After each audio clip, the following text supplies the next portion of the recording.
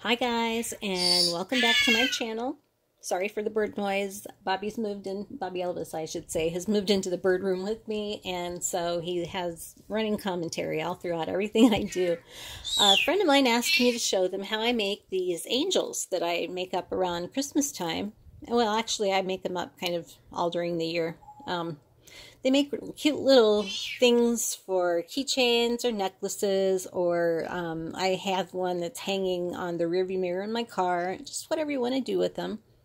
And honestly, they are only limited by your imagination, your creativity. There are tons of different beads out there that you can use. Basically, what you're going to need is a head pin, which is this. And some of them are longer than others. I like to use the longer ones. This particular one I'm going to use with a little loop on the end, and you'll see why in a little bit. You'll need a large bead. You'll need some wings, which those wings are found in the craft section at Michael's along with all the beads. You'll need a smaller bead.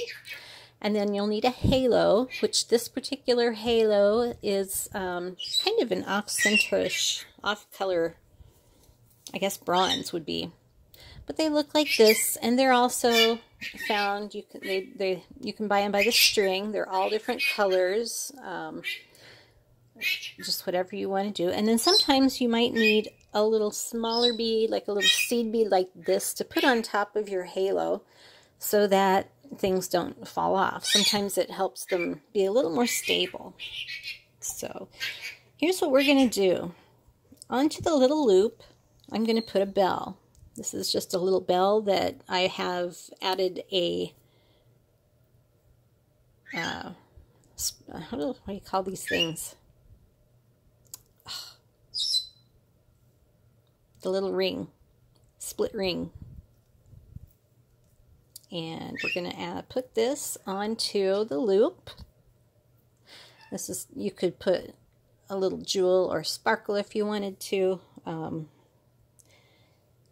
But, you know, since they're angels, it's kind of cute to put a little jingle bell on the bottom.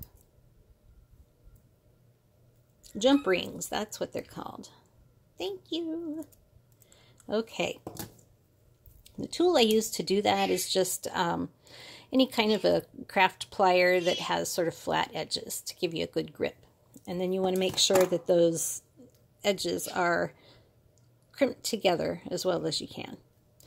So then you start building. Now with this particular bead that I'm going to use, this black one that rolled away, I'm going to put a small black bead underneath it. This is a black flat bead because the hole in this big black bead is kind of large, and it just has a tendency to flop around. And if I tried to use a head pin that had a flatter head to it, like this one, it would fall right off. So that's the purpose for doing that.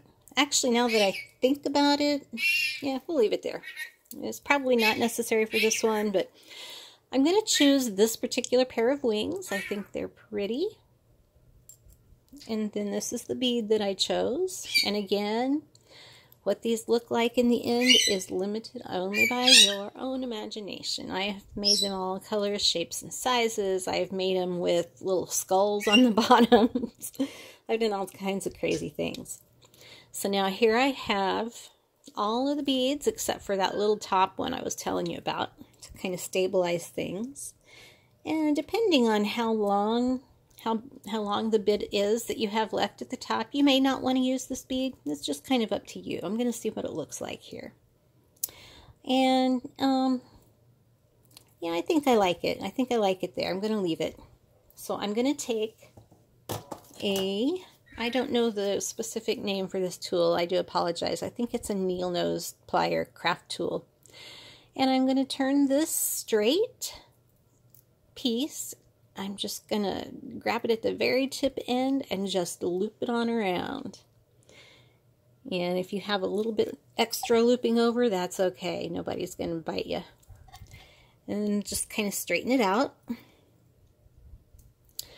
And then you can add, let's see what I've got for jump rings over here.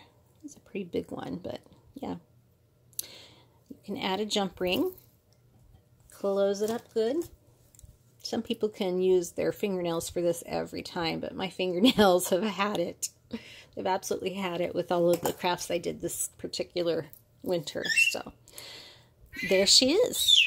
And like I said, you can put her on a, let's get her in focus.